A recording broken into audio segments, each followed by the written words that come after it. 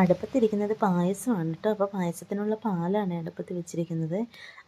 അനിയൻ്റെ ബർത്ത്ഡേ ആയതുകൊണ്ട് കുറച്ച് പരിപാടികളൊക്കെ ഉണ്ട്. അപ്പോൾ അവൻ്റെ ഫ്രണ്ട്സൊക്കെ വരുവേ. അപ്പോൾ അതിന് വേണ്ടിയിട്ടുള്ള പായസവും കപ്പയൊക്കെ ആയിട്ടാണ് കേട്ടോ വേവിക്കുന്നത്. അമ്മയാണ് കേട്ടോ കപ്പയുടെ പരിപാടിയൊക്കെ അമ്മയാണ് കേട്ടോ. അമ്മ പിന്നെ കൂടുതലും ഗ്യാസ് അങ്ങനെ ഉപയോഗിക്കാറേ ഇല്ല കേട്ടോ. അമ്മ എല്ലാ പരിപാടിയും അടുപ്പത്താണ് കേട്ടോ.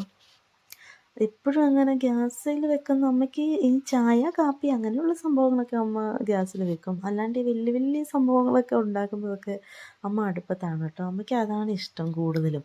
അങ്ങനെ അമ്മ ഇത് കപ്പയ്ക്ക് അരപ്പൊക്കെ ഇട്ടിട്ട് ചെറിയ തീയിൽ അടുപ്പത്ത് വെച്ചിട്ടുണ്ട്. അതിനിടയിൽ കുഞ്ഞിത് എൻ്റെ അടുത്തോട്ട് വരാനിരുന്നതാണ്. ഞാനപ്പോൾ ഇത് പായസം ഉണ്ടാക്കാൻ വേണ്ടിയിട്ട് സേമിയൊക്കെ നേരത്തെ വറുത്ത് വെച്ചിട്ടുണ്ടായിരുന്നു കേട്ടോ. സേമിയ, മുന്തിരി അങ്ങനെയുള്ള സാധനങ്ങളൊക്കെ.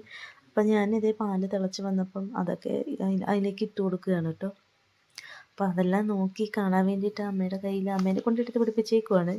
പിന്നെ അടുപ്പിൻ്റെ ചുവട്ടിൽ നിന്നിട്ട് എനിക്ക് ഭയങ്കര ബുദ്ധിമുട്ട് തോന്നുന്നു കേട്ടോ. ഞാനെപ്പോഴും ഗ്യാസിൽ ചെയ്തിട്ട് അടുപ്പിൻ്റെ ചൂടടിച്ചിട്ട് ഒട്ടും പറ്റുന്നില്ല. പക്ഷേ ചൂടടിച്ച് നിൽക്കാനായിട്ടൊരു സുഖം ഉണ്ടായിരുന്നു കേട്ടോ. കാരണം പുറത്ത് നല്ല മഴയും നല്ല തണുപ്പും മഞ്ഞും ഒക്കെയാണ് കേട്ടോ. സമയം ഒരു 6:30 7 മണിയൊക്കെ ആവാറായിട്ടുണ്ട്.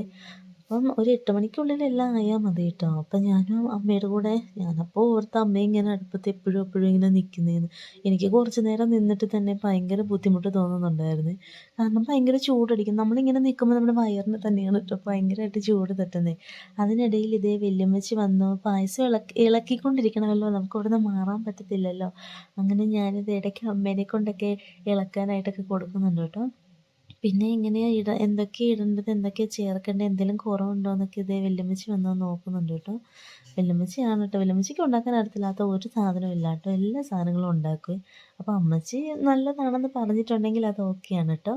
പിന്നെ ഇതേ അമ്മ വന്നിതേ കപ്പയൊക്കെ കുഴയ്ക്കാനായിട്ട് വന്നിരുന്നിട്ടോ. കപ്പയിലെ വെള്ളം നന്നായിട്ട് പറ്റിയിട്ടുണ്ട് കേട്ടോ.